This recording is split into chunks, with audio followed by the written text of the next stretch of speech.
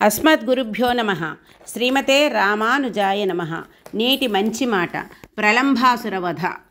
బృందావనంలో రామకృష్ణులు ఇరువురు నీటి మడుగుల చెంత బాగా పెరిగిన లేతగడ్డిని చూచి తమ గోవుల్ని అక్కడికి తీసుకొని పోయి మేపుతున్నారు. మిగిలిన గోపాలురు కూడా ఆలమందల్ని పచ్చిక మైదానంలో విడిచిపెట్టి ఒక ఆట ఆడుతున్నారు. అక్కడికి ప్రలంభాసురుడైన రాక్షసుడు గోపాలకుడి రూపంలో వచ్చి గోపాలకుల బృందంలో కలిసిపోయాడు. ఈ రాక్షసుడు కుబేరుని శాపంతో జన్మించిన వాడని, పుష్పములను అనధికారంగా తీసుకున్నప్పుడు శాపం పాలవుతాడు. అశ్రద్ధతో చేసిన పాపం వల్ల ఇతను రాక్షసుడయ్యాడు. రామకృష్ణులు 2 వర్గాలుగా చీలి రాళ్లను దూరంగా విసిరే ఆటను ఆడుకుంటున్నారు. దూరంగా విసరలేని వాడు ఓడిపోయినట్లే. ఓడినవాడు గెలిచిన వాడిని భుజాలపై ఎక్కించుకొని గమ్యం దాకా తీసుకొని పోవాలి. ఓటమి పాలైన పక్షములోని శ్రీకృష్ణ భగవానుడు శ్రీదాముని, భద్రసేనుడు వృషభుని, ప్రలంభాసురుడు బలరాముడిని మోసిరి. సర్వజ్ఞుడైన శ్రీకృష్ణుడు అతనిని చూచినంతనే ఇతడు రాక్షసుడు అని గుర్తించెను.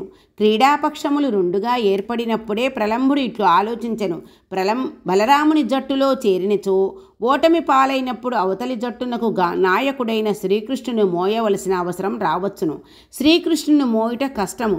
శ్రీకృష్ణుని పక్షము చేరినచో, అవసరమైనచో బలరాముని మోయుట సులభము. ఇట్లు ఊహించి ప్రలంభుడు శ్రీకృష్ణుని పక్షమున చేరెను.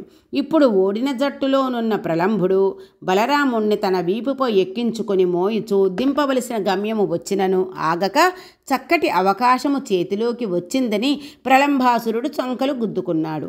నెమ్మదిగా ఆకాశంలోకి లేచాడు. అనుమానం కలిగింది బలరాముడికి. వెంటనే తన భారాన్ని 2 చేసి తన పిడికిలితో ఒక్క పోటు పొడిచాడు ప్రలంభాసురుని తలమీద. అసలే బలరాముణ్ణి మొయ్యలేకపోతున్నాడు రాక్షసుడు. తలమీద పడిన పిడికిలి పోటుకు ప్రాణాలే కోల్పోయాడు. దేవతలు గోపబాలుర రూపమును ధరించి గోకులమునకు విచ్చేసి గోపజాతి ముసుగులోనున్న బలరామకృష్ణులను స్తుతించుచుండిరి.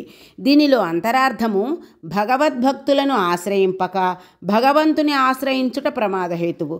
భగవంతునికి హాని చేయుట తలంచుట కంటే భగవద్భక్తుని హింసింప ప్రయత్నించుట వినాశహేతువు. కృష్ణుని హింసించుట మాని బలరాముని హింసింపబూనుట ప్రలంభునకు మృత్యువేతువాయెను. గోపబాలకులందరూ బలరామునికి హర్షధ్వానాలు పలికిరి. రేపు గోపికా వస్త్రాపహరణం గురించి తెలుసుకుందాం. జై శ్రీమన్నారాయణ. సర్వం శ్రీకృష్ణార్పణమస్తు. అడియేన్ రామానుదాసి, గార్లపాటి అన్నపూర్ణ.